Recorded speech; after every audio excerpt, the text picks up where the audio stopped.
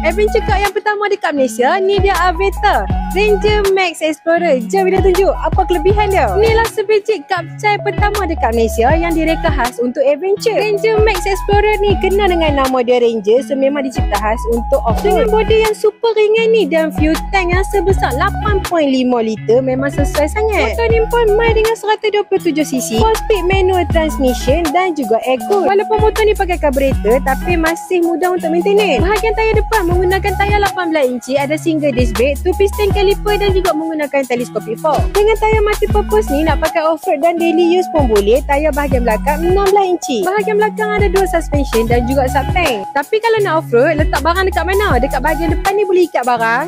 Bahagian tengah ni pun boleh ikat barang juga.